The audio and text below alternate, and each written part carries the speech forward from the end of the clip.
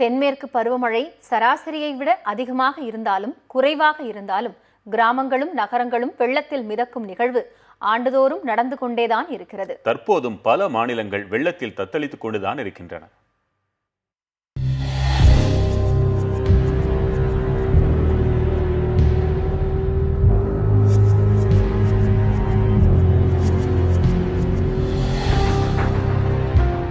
கனமழையால் கங்கை நதியில் ஏற்பட்டுள்ள வெள்ளப்பெருக்கு மேற்கு வங்கம், உத்தரப்பிரதேசம், மத்திய பிரதேசம், பீகார், ராஜஸ்தான், உத்தரகாண்ட் மாநிலங்களை வெள்ளத்தில் மூழ்கடித்துள்ளது.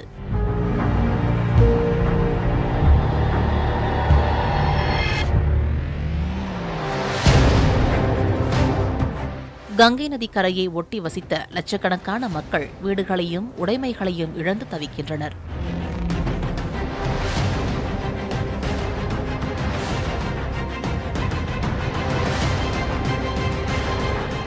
கனமழை மற்றும் வெள்ளப்பெருக்கால் இதுவரை 100க்கும் அதிகமானவர்கள் உயிரிழந்துள்ளனர். லட்சக்கணக்கான மக்கள் மீட்கப்பட்டு அரசு முகாம்களில் தங்க வைக்கப்பட்டுள்ளனர். இந்த ஆண்டு தென்மேற்கு பருவமழை காலத்தில் வட மாநிலங்களில் அதிக அளவிலான மழை பொழிய காரணம் அங்கு கோடையில் நிலவிய அதிகப்படியான வெப்பம்தான் என கூறுகிறார் தனியார் வானிலை ஆய்வாளர் ராஜேஷ். ராஜஸ்தான் மற்றும் யூபி அந்த மாநிலங்களில் டெம்பரேச்சர் ரொம்ப ஒரு 50 டிகிரிஸ் எல்லாம் தாண்டி போயிடுச்சு. நம்மளே நியூஸ்லலாம் பார்த்தோம் இல்லையா, தார் ரோடு உருகிற மாதிரி வெயில் அடிச்சது அப்படின்னு சொல்லி இதெல்லாம் வந்துச்சு, மெசேஜ் எல்லாம் வந்துச்சு.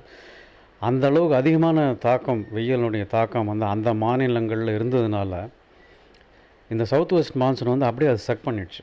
கேரளா மற்றும் நம்ம காவேரியோட கேஷ்மெண்ட் ஏரியா, அப்புறம் கர்நாடகாவோட கோஸ்டல் ரீஜன்ஸு, பாம்பே, இங்கெல்லாம் கொஞ்சம் மழை இல்லாமல் எல்லா மழையும் அங்கே போயிடுச்சு இந்த தடவை. கங்கை மட்டுமல்லாது வட மாநிலங்களில் உள்ள பல்வேறு நதிகளில் வெள்ளப்பெருக்கு ஏற்பட்டுள்ளது. பீகார், உத்தரப்பிரதேசம், மேற்கு வங்க மாநிலங்களில் படகுகள் மூலம் மக்கள் மீட்கப்படும் நிகழ்வுகளும் நடந்து வருகின்றன.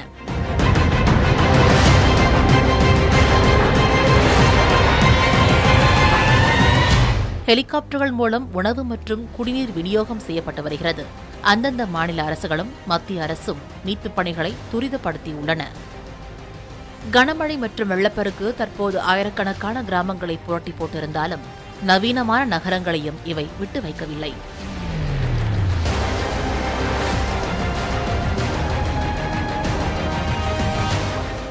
கடந்த மாதம் தலைநகர் டெல்லி, பெங்களூரு, மும்பை என நாட்டின் பிரதான நகரங்கள் வெள்ளத்தில் மிதந்ததை மறக்க முடியாது.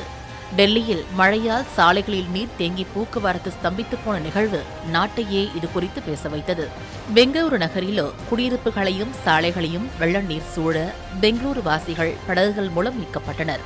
இத்தனைக்கும் அங்கு பெய்த மழை அளவு குறைவாகும். மழையால் ஏற்பட்ட பாதிப்புகள் அதிகமாகவும் இருந்தன. புதிய தலைமுறை செய்திகளுக்காக தேவிகா மற்றும் இளமதி.